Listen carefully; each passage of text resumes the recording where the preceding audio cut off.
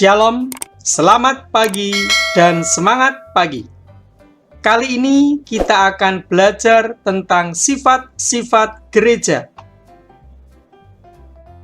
Tujuan pembelajaran. Yang pertama, merumuskan arti gereja. Yang kedua, merumuskan sifat-sifat gereja. Yang ketiga, menemukan contoh-contoh perwujudan dari sifat gereja yang satu, kudus, katolik, dan apostolik. Dan yang keempat, menemukan pesan yang disampaikan dalam 1 Korintus bab 12 ayat 12 sampai 31 dan Kisah Para Rasul bab 2 ayat 41 sampai 47 dalam kehidupan sehari-hari.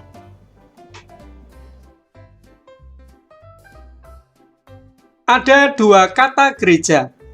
Kata yang pertama gereja dengan penulisan huruf G kecil dan gereja dengan G huruf besar. Artinya sama atau berbeda. Arti yang pertama, gereja sebagai bangunan fisik atau gedung. Arti gereja sebagai umat Allah, kelompok orang yang percaya kepada Allah dan melalui Yesus Kristus. Sumber kitab suci diambil dari 1 Korintus bab 12 ayat 12 sampai 31. Banyak anggota tetapi satu tubuh. Dan Kisah Para Rasul bab 2 ayat 41 sampai 47. Cara hidup jemaat perdana. Allah telah menyusun tubuh kita begitu rupa, sehingga kepada anggota-anggota yang tidak mulia diberikan penghormatan khusus, supaya jangan terjadi perpecahan dalam tubuh, tetapi supaya anggota-anggota yang berbeda itu saling memperhatikan. Karena itu, jika satu anggota menderita, semua anggota turut menderita. Jika satu anggota dihormati, semua anggota turut bersuka cita. Karena semua adalah tubuh Kristus, dan kamu masing-masing adalah anggotanya.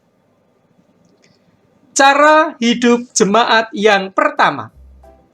Orang-orang yang menerima perkataannya itu memberi diri dibaptis, dan pada hari itu jumlah mereka bertambah kira-kira 3.000 jiwa. Mereka bertekun dalam pengajaran rasul-rasul dan dalam persekutuan, dan mereka selalu berkumpul untuk memecahkan roti dan berdoa. Maka ketakutanlah mereka semua. Sedang rasul-rasul itu mengadakan banyak mujizat dan tanda.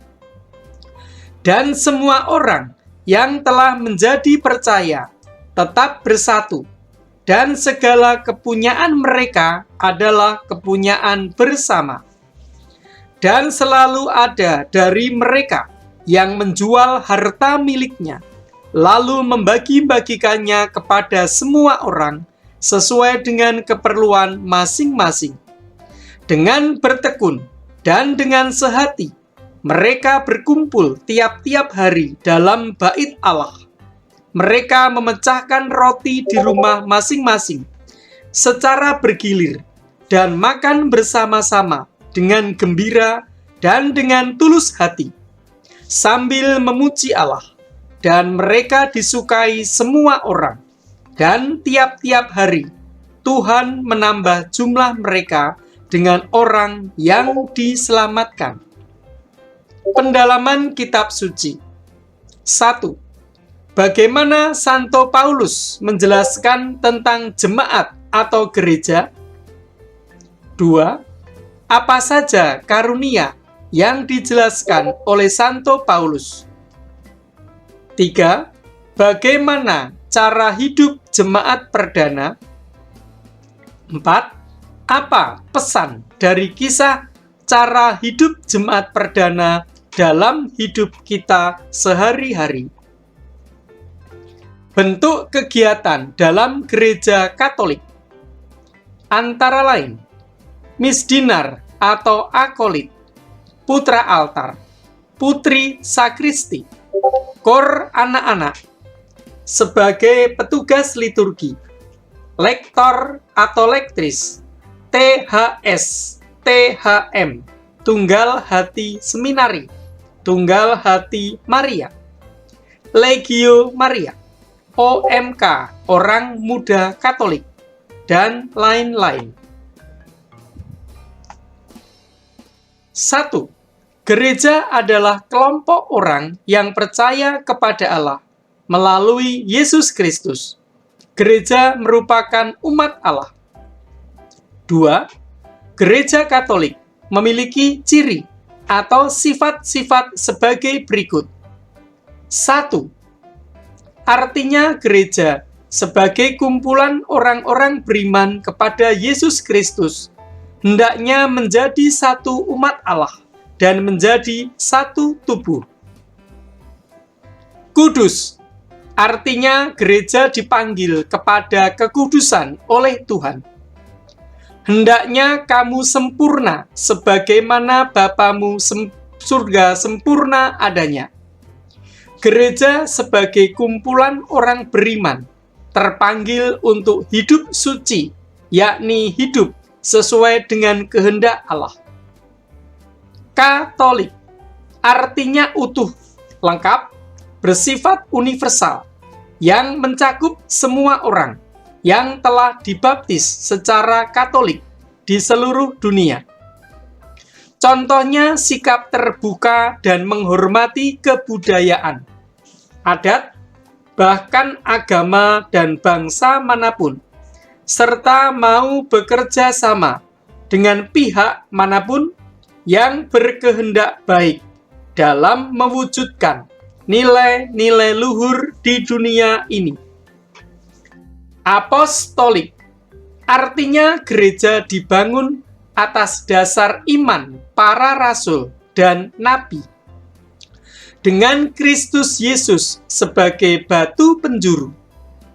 Gereja Katolik mementingkan hubungan historis turun-temurun antar para rasul dan pengganti mereka, yakni para uskup.